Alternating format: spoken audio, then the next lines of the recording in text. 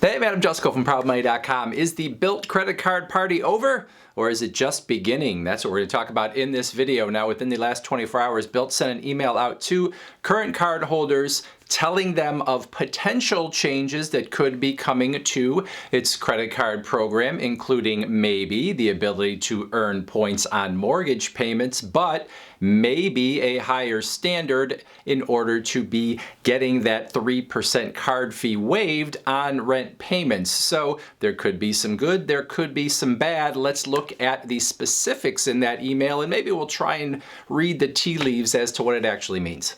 So the email leads off by telling Bilt cardholders that a survey is going to be coming to them asking for their input about the card program and about potential changes to it. In my opinion, this email that's already been sent out is probably more important than anything that is going to happen as a result of getting feedback on the card program, because oftentimes cardholders are only going to say, I want more stuff and I don't want to pay any more for it. So really this email and some of these specifics and vague things that it talks about are probably more important as we try to kind of decipher what is going on. So right off the bat, Bilt says, here are some of the key things we've been focused on as we build the next iteration. And the first one is earning points on housing, whether you rent or own. We're working to make it possible to earn points on mortgage payments. Now, of course, that doesn't tell us how many points you might earn on mortgage payments. It doesn't tell us if there's any limit. It doesn't even tell us if it's necessarily on the existing Bilt credit card that you would be able to earn those points. So while it sounds good, the idea of potentially earning points on mortgage payments, obviously all kinds of stuff that we aren't really getting from this email.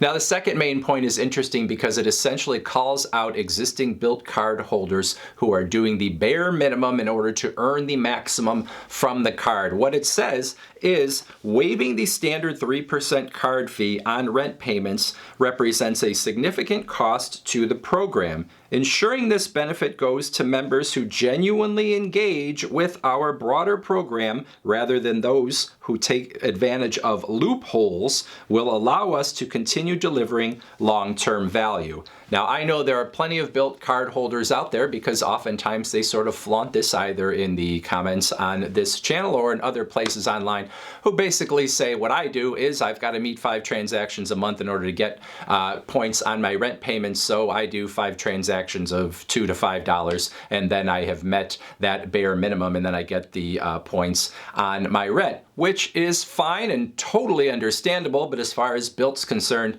they don't want you to be using that loophole in order to get those points on rent when you're giving them barely anything in terms of your credit card transactions. So you have to imagine there's going to be a change there, whether it's number of transactions, total amount of spend per month on the card in order to get points on rent. Something is definitely going to change there. And then the third main point of the email, at least as far as I'm concerned, says we're exploring new card tiers from a no annual fee option to premium fee-based cards. So at least one new Bilt credit card with an annual fee is obviously going to get introduced. The language is a little weird though, saying from a no annual fee option. Well, we've already got a no annual fee option, so that sort of suggests that the no annual fee option in the future might not be as good as the no annual fee option that is currently available. So this is kind of a crucial moment for Bilt, because if they water down the current Bilt MasterCard and take some of the features of that card and make them only available on a card with an annual fee, not only are they going to lose some card holders, but they're sort of going to lose the hook that the current card has. That earning points on rent with no annual fee has been such a great hook for them to bring in new card holders, but obviously they're not feeling great about the numbers they're getting in terms of the bottom line, even if the numbers are great in terms of the number of card holders.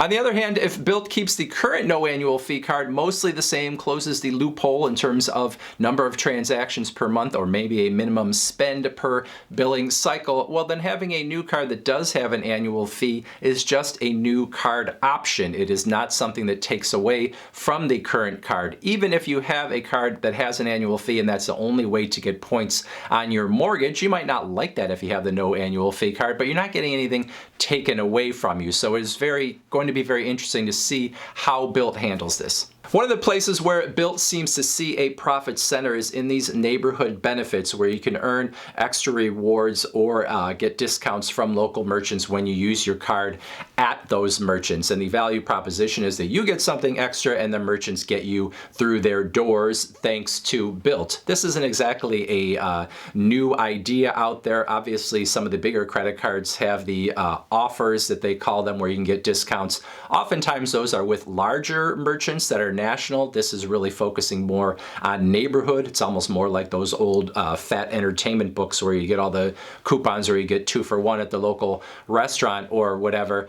But it doesn't feel, to me at least, like a place where there's a ton of money to be made for Bilt, but they obviously think this is a way for them to have sort of more profits than what they're probably making off of giving points and eating transaction fees on credit card transactions. So if that program gets rolling a little bit more, it's obviously beneficial to the credit cards, because it means that they are going to continue to sort of be generous on their credit cards. If the neighborhood benefits piece of things doesn't work out as well, well, then that is when you're going to see more and more cuts to the credit cards, at least in my opinion. I would love to hear your opinion down there in that comment section.